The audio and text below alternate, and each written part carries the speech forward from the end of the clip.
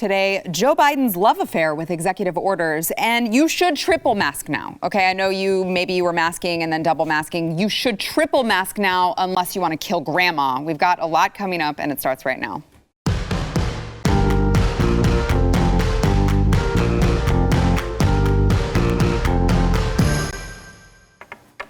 Welcome to the news and why it matters. I'm Sarah Gonzalez, today joined by Steve Deace, host of the Steve Deace Show here on BlazeTV, in from Iowa, where there was a blizzard.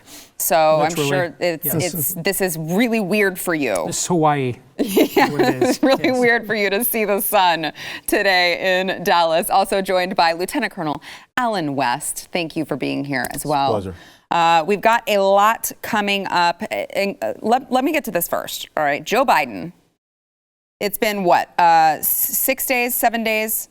President Joe Biden has issued a whopping 28 executive orders so far. Obviously, this is dwarfing the number of executive orders any of his predecessors have made after taking office just in the first days. Now, it's interesting, you guys, because Joe Biden said something very, very different only several months ago. It was October of 2020, and he was on ABC for a town hall, and he actually said, now he was talking about tax plans, but he said, well, you know what? I'm not going to summarize it for you. I'm just going to let you hear Joe Biden in his own words back in October. Watch. So there's not going to be any delay on the tax increases? No, well, I got to get the votes. That's why, the one thing that I have this strange notion. We are a democracy. Some of my Republican friends and some of my Democratic friends even occasionally say, well, if you can't get the votes by executive order, you're going to do something. Things you can't do by executive order unless you're a dictator. We're a democracy. We need consensus. That's weird, because I was told that Trump was the dictator. And yet here we have President Biden issuing a record number of executive orders in the first days of office, Steve. If you look at what he's effectively done, with the exception of some judicial appointments that Trump left behind, a lot of the Trump presidency has been virtually erased in a week. Yeah. And ultimately, I always say on my show, Sarah, let's just be honest. We're not a nation of laws, and we never have been. We're a nation of political will, and we always will be. That's what government by the consent of the governed means. You can put all the laws on the books you want. If no one will obey or enforce, then it's a blog. Or you cannot have things that are on the books whatsoever, but because someone said it once in a court opinion, like Roe v. Wade, it is treated as law for the next 5 decades, right? And that's effectively what's happening here. There's treason never prospers. What's the reason? Because whenever treason prospers, none dare call it treason. Who will stand against this? There is really no institution left to do so, and that's really what we're left to. And I think we're going to see more of this from both parties going forward, because we're in effectively a cold civil war now. Wow. I'll agree. We are in an ideological civil war. There's no doubt about it. And the sad thing is that, people like myself, we took an oath to the Constitution of the United States of America, but the rule of law means little to anything anymore. And we're not a democracy. We're a constitutional republic, and we're supposed to follow the rule of law. But you just heard the President of the United States of America say something completely different.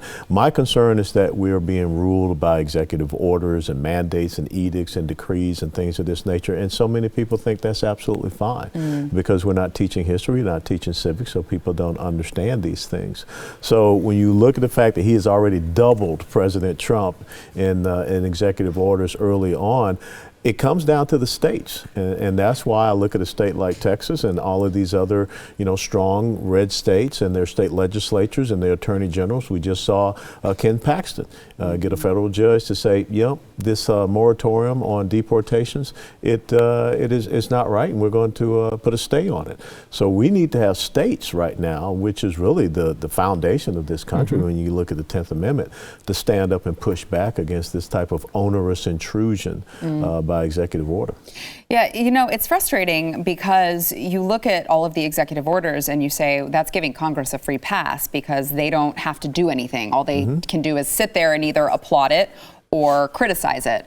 So I guess how much of it do you blame Congress for not pushing back, not doing anything, and how much of it is just the presidents who just want to keep taking that power from Congress? Yes. I think those things are a symbiotic relationship. I think that, what I have seen being involved actively for over a decade, I've seen this at a Republican Party establishment level, where they will literally sit in state legislatures in cloakrooms and game plan who's going to take the bad vote this time, and then the next time the next guy does it, and they've got the whole thing to avoid accountability. The same thing goes on here with the administrative state. That's why we're governed by NGOs and NGAs. We don't vote for any of those people. Hey, you call your congressman. Hey, I didn't make the decision to make rat poison available to kids with pot. That was made by the State Board of Health. Call them. Call the State Board of Health, and they tell you we don't make the laws. You know what I'm saying? Right, So right. it's nailing Jello to a wall. No one's ever held accountable. It's the beauty of living by judicial fiat. Blame it on unelected judges, and so I then have an excuse to just keep getting reelected. So I shake down my donors on my side of K Street. You shake down your donors on your side of K Street, and there's a K Street in every main street in America where your state capital is too. And it's an industry that just perpetuates itself, and essentially it's a thugocracy. It's gangster government, really. Yeah. They just washed their hands of it. And what's amazing, I remember when Barack Obama stood up doing one of his State of the Union addresses, and he said, I got a pen, I got a phone, and I'm going to take action, do what I want. And you actually had members of Congress, and House and Senate stand up and applaud. So then why do we need you?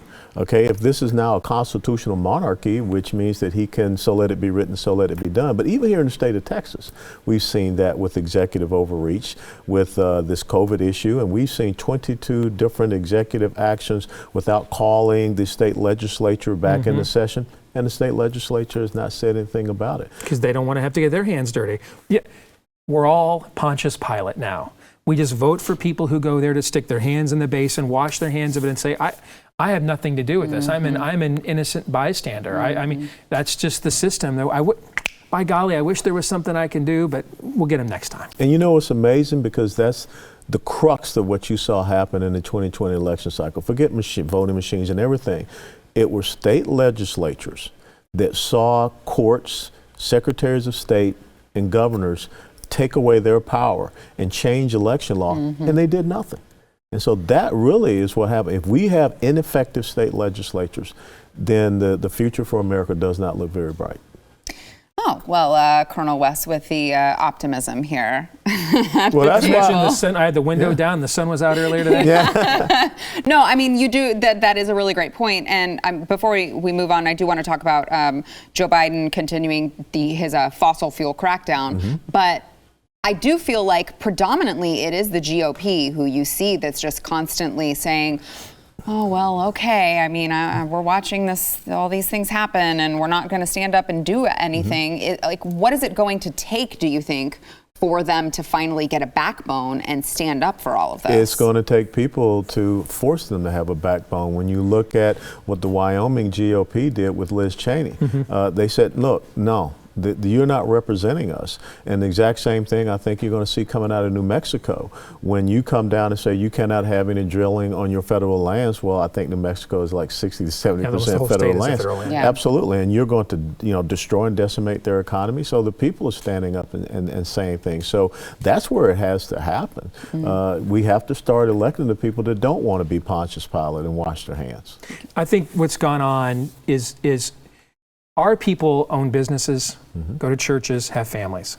This is not a pseudo-religion to them. They're not statists. This is something that they feel compelled they have to do in many cases, but really don't want to spend a lot of their lives doing it.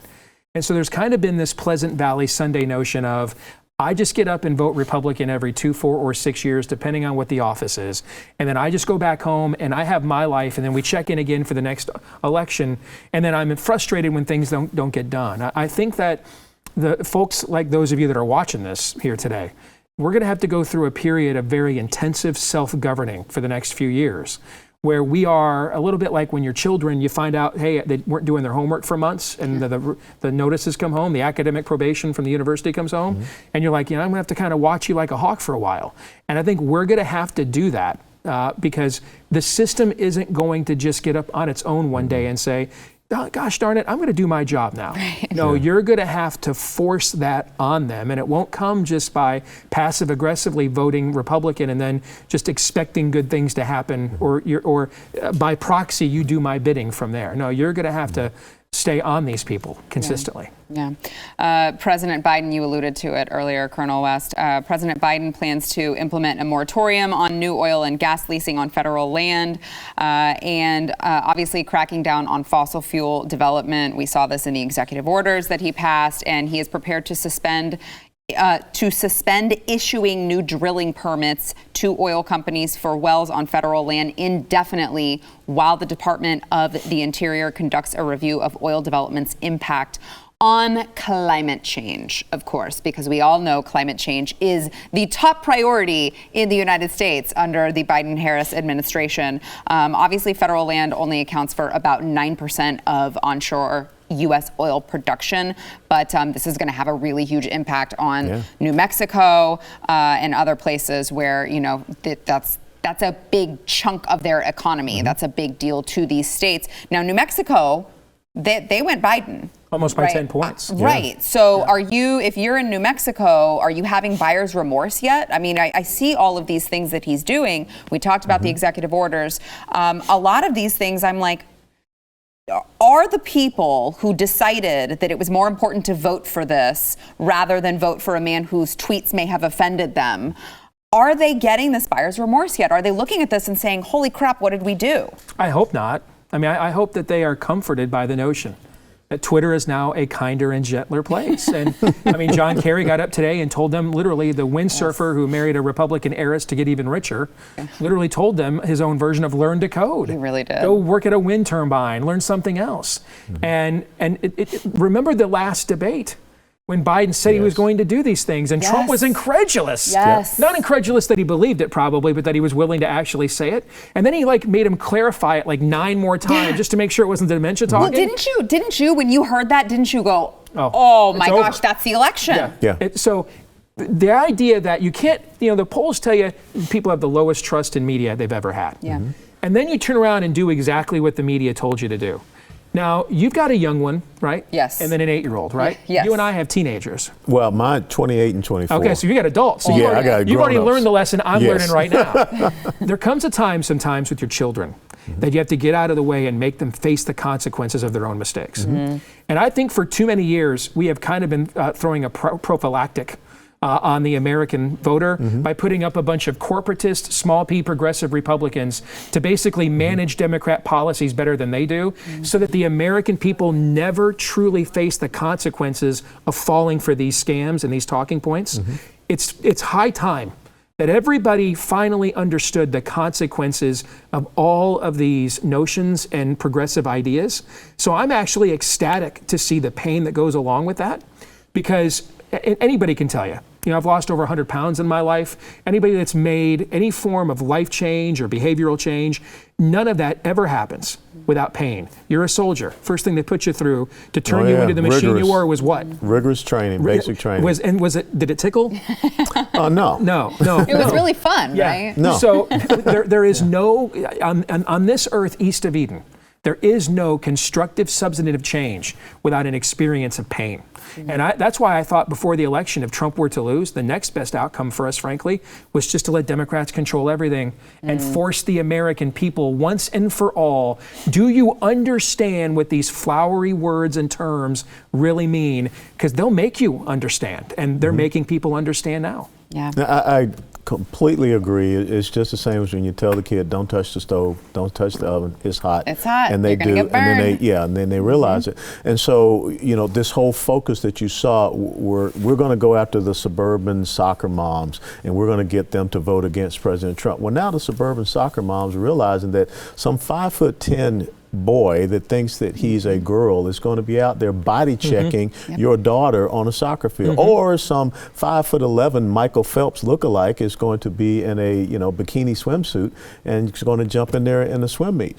So now all of a sudden, where did this come from? Well, we've been telling you about these folks and their wacky ideas and everything. Or if you're the oil and gas worker out there that said, I don't like his tweets, I don't think that they're going to decimate the oil and gas industry. Now you're out of work. I think think if I could sum up how I would respond to anybody that might have any buyer's remorse, I would urge them to circle back with us the next election. That would be my response. You sound strangely like the new White House press secretary. Circle back with us. We've got a lot more to come. First, we want to thank our sponsor of this segment, Echelon. If you are looking to get in shape this new year, you got to know nothing feels as good as that feeling of accomplishment, right? You go and you run a bunch, or you get on your treadmill, maybe your Echelon equipment. All right, Echelon can help get you to your goals. They offer the next generation of connected fitness bikes. They've got the rowing machines, they've got the Echelon Stride Smart Treadmill, and they've got the one that I really, really want, which is the fitness mirror. Those are so freaking cool. You just hang them up wherever you can work out in your room, in the comfort of your own house. All of these things, mind you, you can do in the comfort of your own home. But I really, really, if they're listening, please tell me how much I need to pay to get one of those at my house. I have to have one. The EX7S is Echelon's latest state-of-the-art innovation that takes cycling to the next level. It is a bike that is built with performance, flexibility, and durability in mind. It is for the competitors at heart. Now, they've got these world-class instructors that are going to motivate you while you are riding with thousands of daily live and on-demand studio-level classes. They are going to be available whenever you get that chance to get in that bike ride, that run. Echelon is also affordable for everyone. One membership lets up to 5 family members all work out at the same time. Right now, you can try any Echelon fitness equipment at home for 30 days. All you have to do is go to echelonfit.com/news. That is ECHELON fit.com/news. If you are looking to get in shape this year, this is a great way. Don't miss out. It is ECHELON fit.com/news. Back in a minute.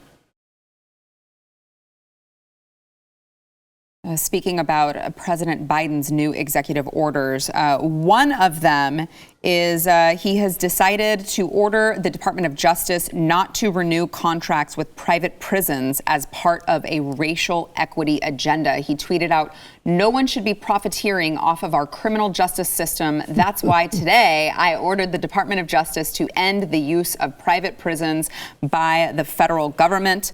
The order reverts to a policy first adopted in the Obama administration. And of course, President Trump had reversed it. Now, Biden said he believes, quote, "We're in a battle for the soul of this nation," and said the simple truth is our soul will be troubled as long as systemic racism is allowed to persist. I firmly believe the nation is ready to change, but the government has to change as well. And the order says that there are a disproportionate number of people of color currently incarcerated in the U.S., and it claims privately operated criminal detention facilities consistently underperform federal facilities with respect to correctional services, programs, and resources that help prepare inmates to re-enter society. If that were true, that would be the first thing I've ever heard of that government would be better at doing than the private market. I am heard of that. And maybe this makes me a sellout, but I am, for the record, willing to stipulate that traditionally one of the few things governments do well is imprison people. I'm comfortable with stipulating that to that historical fact. Beyond that, though, if no one is supposed to profit off our criminal justice system, I mean, so are we going to start capping punitive judgments and things of that nature? I mean, there's trial lawyers, which are an overwhelmingly Democratic constituency group. They might be troubled by the knowledge that they will no longer be able to profit off of the criminal justice system. And if we're concerned about systemic racism, you know, he has a black woman subordinate to him. He could resign, right? He could resign right now and elevate her to the highest office in the land. How many minority candidates did he not get out of the way for in the last Democratic primary cycle, for example? Yeah. So, you know, to me, the ending of systemic racism starts in your own house. I think we should maybe look there. Great point by Steve. Well, the greatest purveyors of systemic racism has and always will be the Democrat Party. I mean, you can look through history and how they've decimated the black community, the black family, and what have you. And the greatest achievement of Joe Biden in his 47 years of being a senator was the crime bill. where he referred to young black men as predators. And so I'm sure he has ensured a lot of young black men ended up being in that criminal justice system. And, furthermore, him hanging out and lauding comments on, what was his name? Robert Byrd, the great Grand Poobah of the Ku Klux Klan. So I just wish that we had Republicans that would stand up and say, excuse me, Giuseppe Biden, this is very hypocritical of you now all of a sudden want to champion, crime and everything when we just had a president that corrected your mistake with the criminal justice reform. It is. I mean, I would agree. And again, I will defer to Joe Biden, who, as you mentioned, his past relationship with Robert Byrd. As Vice President of the United States, he lauded him at his funeral as both a friend and a guide, I believe is what he called him. And so I live in Iowa. We don't have really any racial problems there. I will have to defer to a guy that lauded a former Grand Cyclops of the KKK as a friend and a guide. I will have to admit that I think on this matter of systemic racism, Joe Biden is a subject matter expert. Well, and I mean, when we're talking about systemic racism in the prison system, you bring up Joe Biden, but let's talk about his vice president. I mean, Kamala is responsible for putting a lot of black men behind bars. Yeah, when she was Attorney General, the exact same thing. So to hear them talking about it is like, now that matters to you. Then why did you not support President Trump and his criminal justice reform? Because he corrected all of these failures that you guys had through the crime bill and also what Kamala Harris was doing out in California. So the hypocrisy just absolutely stinks. And when I listen to all this stuff about equity, government does not exist to try to make us equal. Okay, we're just not going to be equal. But this whole social justice thing is this forcible mandating of equality of outcomes. That's what they're talking about. And critical race theory, I don't need to sit down and in my government trying to make people that have a different pigmentation believe they're bad. That's not what this country is about. And I was born in a blacks only hospital in 1961. And I live in the greatest nation that this world has ever known that took an inner city kid out of Atlanta, Georgia. And 10 years ago, guess where I was sitting? I was sitting as a member of the United States House of Representatives. That only happens in America. And so I don't need government to sit down and say they're going to help me to have equality, because they never will be able to. Yeah. We're talking about all of these executive orders that Joe Biden is signing. I don't know if maybe he signed too many of them and he got just a little bit confused as to what was going on, where he was. Maybe his arms were tired. I don't know. But we've got a video of poor Joe. It's difficult to watch once you remember that he is actually the president of the United States. He's trying to get his pen in and he just, okay, maybe if I unbutton my, I think that pocket is actually sewn.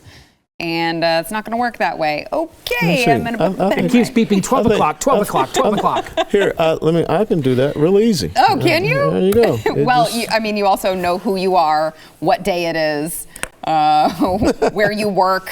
I'm not sure that Joe Biden knows any of those things. It's really difficult to watch, Steve. It is. And I started pointing out on my show last year, very early in the primary cycle, or now 2 years ago in 2019, after the first couple of debates, you saw him fading a lot. Yes. And I said to my audience, guys, this has all the signs of dementia, and people thought I was cruel. And then as the process went along and everybody else is talking about it now, I really didn't want to bring it up. I thought it was terrible. But on the other hand, if you're going to elevate this guy to essentially rule over me, it's a lot more relevant now. Right. Yeah, no, Steve brings up a great point. That's what I heard from a lot of people too, because, I did some videos poking fun at it and bringing attention to it. And the left would always say, you can't do that. I mean, he's old. Why would you say that about? And I'm like, if you think that you're not supposed to be talking about this poor guy who has dementia, maybe don't bring him up as the main contender for the president of the United States. I don't know what to tell you.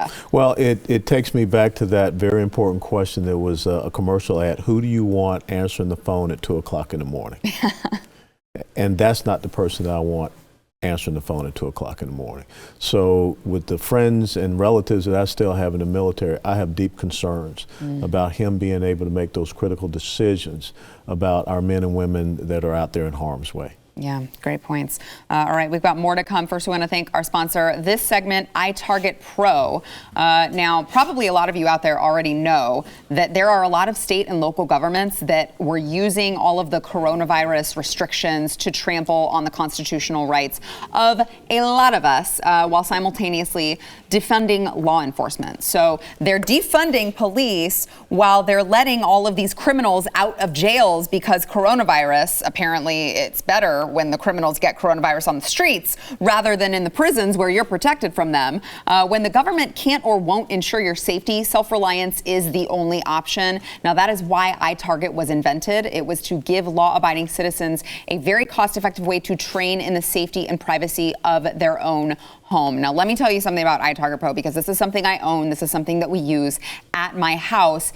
It pays for itself so quickly because when you are using it, you don't have the range fees to pay for. You don't have to pay for all of the ammunition just to practice. Those are really costly and they add up very quick. All you have to do with iTarget Pro is download iTarget's proprietary app. You load, it's seriously, I'm not joking, it's called a laser bullet. That's how cool it is. You load the laser bullet into your firearm and you start training with it. Again, you can do it in the comfort of your own home. And as an added bonus, you're not shooting holes through your wall. All right, iTarget Pro comes in all major calibers, including .223 for your AR, so you can stay sharp with almost any firearm. Now's the time, guys. We're talking about all of this crazy stuff going on. Joe Biden's issuing executive orders. He's already said that he's coming for the Second Amendment, so you better get ready. Today, you can save 10% plus get free shipping with the offer code NEWS at checkout. All you have to do is go to itargetpro.com. Train at home. It pays for itself. All right. By the way, this makes a really good gift for your patriotic Valentine. If you've got any Valentines out there to get gifts for, it is itargetpro.com. Offer code NEWS. Back in a minute. All right, I posted this screenshot to my Instagram last night, and it was a screenshot from a segment on CNBC where it said double mask. Now, it said efficiency instead of efficacy, which I have a whole nother issue with. But it had the difference between double masking, efficiency, efficacy, and triple masking, which they said was 90% efficiency. And a lot of people asked me, is this real? They said, Sarah, this is not real. Is this real? And I said, I swear to you, it is real. It was a segment on CNBC. Here we have the evidence for all of you. This is real. They are telling us now that, no, you don't just wear one mask. No, you don't just wear two masks. If you don't want to kill grandma, you need to wear the 3 masks. Watch. The experts keep telling us that wearing masks is really about protecting others from ourselves in the event that we are contagious. But, if other people aren't wearing their masks or they're wearing them improperly, we need to protect ourselves. So experts say you can double up with a tight weave fabric mask for added protection. Now, Virginia Tech researchers found that doubling up these cloth masks increases the efficacy from 50 to 75%. A 3-layer mask could block up to 90% of the particles. So, I mean, if you're patriotic, I'm just saying, this is what we've been told. If you're patriotic, if you don't want to kill other people, if you want to protect other people, if you're not selfish, Steve, okay? If you're not a selfish SOB, you should wear 3 masks because that is 90%. You know what? Why stop there? Why not 10? Listen, if you're concerned about your exposure to other people, I'm pretty confident that if you wear 6 or 7 masks, you are going to severely reduce your exposure to other people. Will you? It may not be the way that you intended, but you will reduce your exposure to other people. Doesn't this aren't they admitting that the masks don't work? I mean, I've only been pointing the data out in real time about the fact that they don't work for 6 or 7 months now. Mm-hmm. But doesn't the fact that there needs to be more of them, like when they, you're a little older than us, maybe? 60. Okay, yeah, so you're older than us. Right. We were the first generation that they literally gave us condom demonstrations in school for sex ed, right? Okay. Yeah. Do you remember the time, though, they told you to put 2 or 3 on just to make sure she couldn't possibly get pregnant? They never did that. No. And it would kind of undermine the message that this thing is going to stop a pregnancy if they said, but just in case, put 2 or 3 on. Right. Isn't that exactly what they've done here with the mask? Yeah. Aren't they admitting that this has all been propaganda? That every study that they had done, I mean, ask yourself a simple question. Why haven't you been masking up every flu season your entire life? The fact that you haven't is because they know that this doesn't work. It's a talisman. It's a pagan idol. And it's an attempt also for government to make it look like they're doing something. And so if cases go down, you wore your masks. Yeah. If they don't go down, you didn't mask up. You weren't serious about it. And so it goes back to the conversation we had a moment ago. We can pass the buck. There's no responsibility because there's a large and growing segment of our countrymen who believe government is a savior. That government can stop the things that are beyond us in this world and is an instrument and tool of salvation. And so in order to keep increasing its power, government needs to keep up this facade, and the masks help them do that. It's a masquerade. Literally.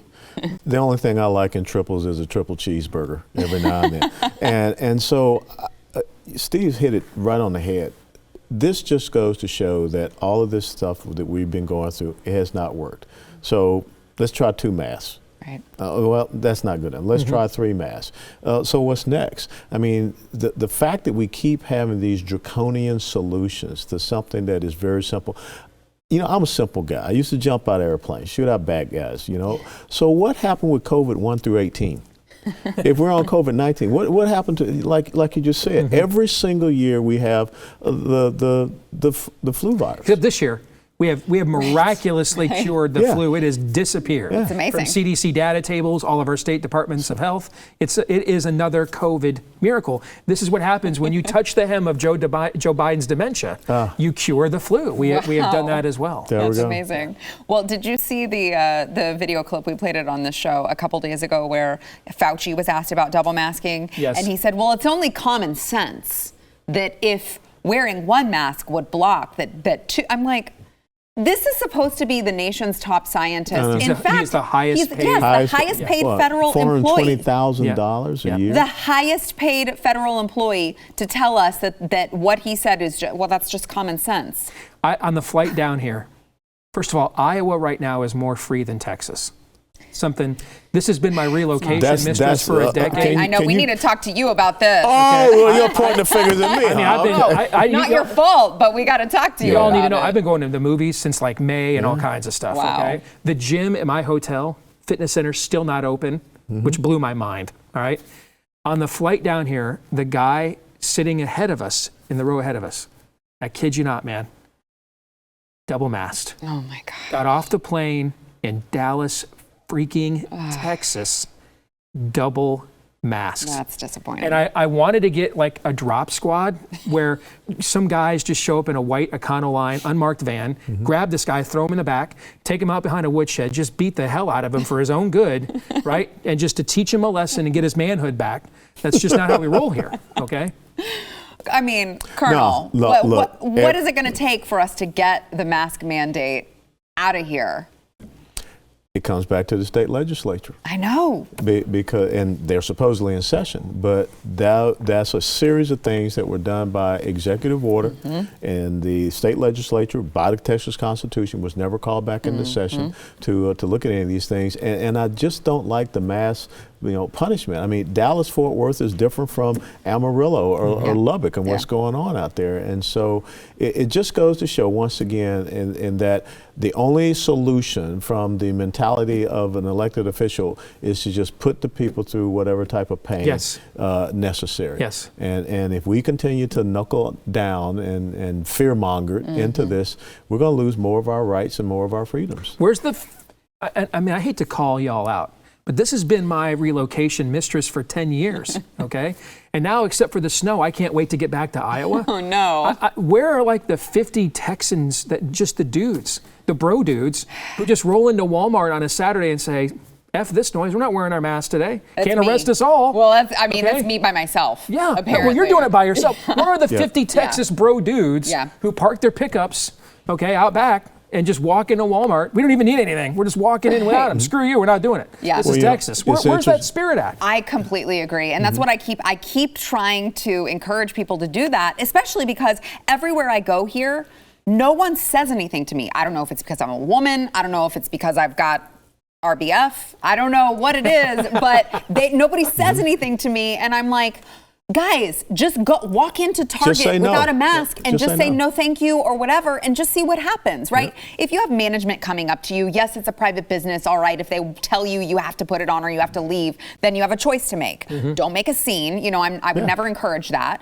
But just do it and see what happens, because oftentimes these companies have this sign in front of their, you know, in their door, just as CYA. And if you walk in, they don't care. They're not going to say anything to you. And so I think that's the problem, is that everyone's like, well, I don't want to break the rules.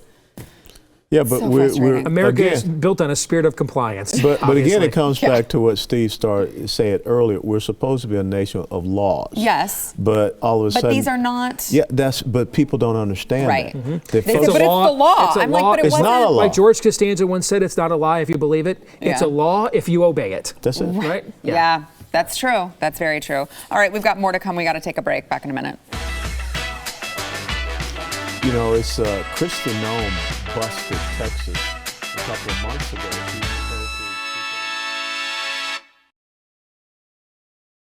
All right, Andrew Cuomo, you may know him as the governor of New York, who did such a tremendous job handling coronavirus that he won an award. He wrote a book so that everyone else could know how to handle the coronavirus pandemic, how to handle pandemics so well that you kill all of these people in nursing homes. But Andrew Cuomo, of all people, is out to tell everyone that incompetent government really is what kills people. Here on MSNBC, no, I'm not making this up. He actually really said this, and he didn't understand the hypocrisy of it all. Watch.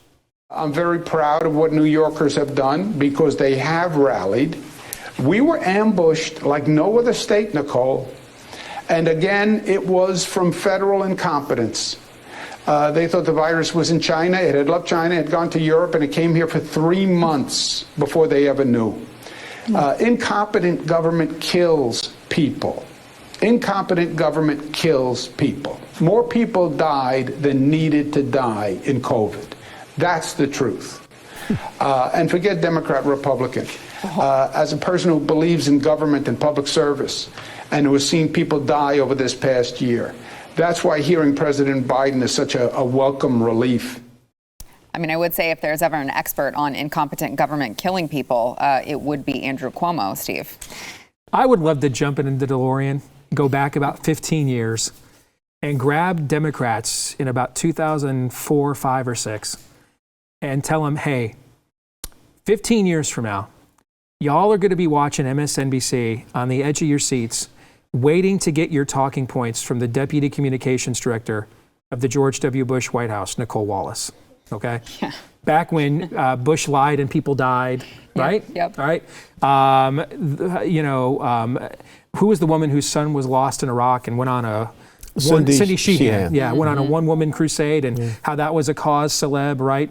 Remember Sandra Fluck, and you won't pay for my birth control. That was during the Bush era, and you're a misogynistic, bigoted monster. Well, I mean, Nicole Wallace, who's hosting that show, I mean, she worked for that White House. That is insane. And now she is she's a proxy talking. She's a place where Democrats now go to rehabilitate their images, which is what Governor Cuomo is doing there. And this isn't even rank hypocrisy. This is beyond this, in my view. This is like a sociopathic lack of self-awareness, where going back to the George Costanza line, it's not a lie if you believe it. They say these things with such conviction. I mean, they have created, like a true sociopath does, you create your own alternative reality that you are such a great liar because you believe this is true. You couldn't possibly believe that you would be the one who was in error. Colonel. It's delusion. Yeah. And you look at what we just saw and you say, how can you go home and look at yourself in the mirror and know that you actually said that when your state, where you're the governor, it led in COVID-19 related deaths? I mean, you look at how you've botched up the rollout of the vaccines and how you are going to penalize and fine hospitals for trying to go out there and get this vaccine disseminated. If you want to talk about incompetent leadership, just look at yourself in the mirror. But again, it's what are we willing to accept as citizens in this country? Because he is only in that position because folks voted for him to be in that position. This is what New Yorkers said that they wanted, or at least a strong majority of them. I will give it to the people in California because they are that close from coming up with the necessary signatures on a petition to recall, Gavin Newsom. So you can push people to a point where they will respond, they will react. Now, hopefully, we will stand up and do what Texans should be doing even here. But instead of fleeing New York, they should have got rid of Cuomo.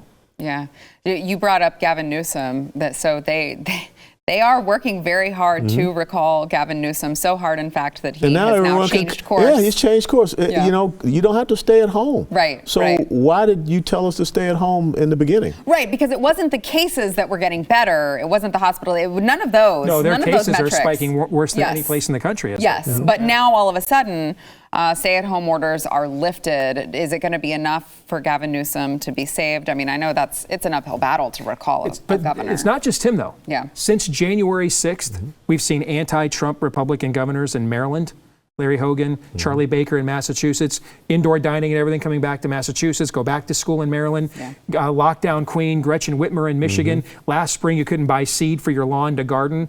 Now all the restaurants and everything are opening back up on February 1st. It is the Biden vaccine.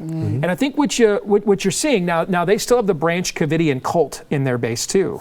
But what you're seeing is that there's a lot of people we see on TV who talk this woke game, really don't give a rip about any of that crap. It's just in order to get power, because the Cuomo brothers would rather be sitting in the box seats at Yankee Stadium behind home plate instead of the Giulianis. The problem they have, though, and that's why he's talking about opening his state up too, Cuomo is.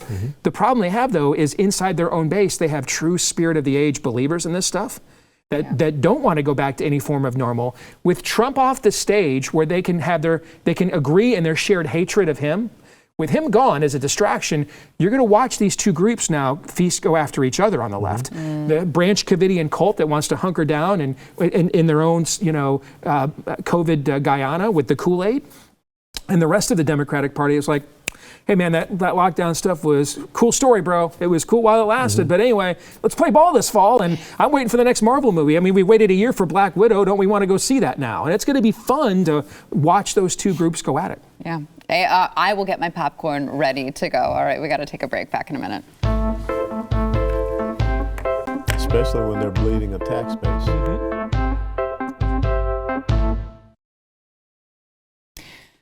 All right, in case you have not yet done so, don't forget to subscribe to the News and Why It Matters wherever you get your audio podcast. Hey, while you're at it, you can subscribe to the Steve Deace Show as well. I know that's free too. It's so bad it's free as well. So yes. Well, by the way, Steve, you are a fan favorite on this show. Oh, well, thank Every you very time much. You come on, they're tell them to raise their standards, but I appreciate that. So if you rate and review the show, you could see your review read live on air. We've got one from Jed Fearon, who says, I really appreciate your poignant insights peppered with sarcasm and references to your Christian beliefs. The show also has a great pace with no lulls or flat spots. You have a knack for bringing the best conservative voices together.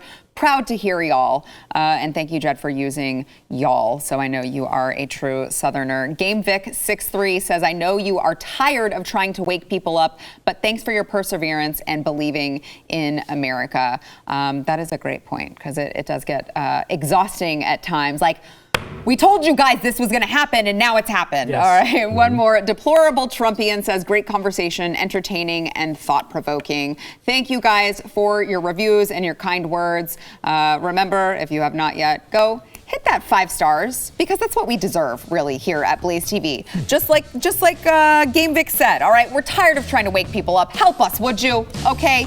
You may see your review read live on air. Thank you, Steve. Thank you, Colonel. Absolutely. Always a pleasure.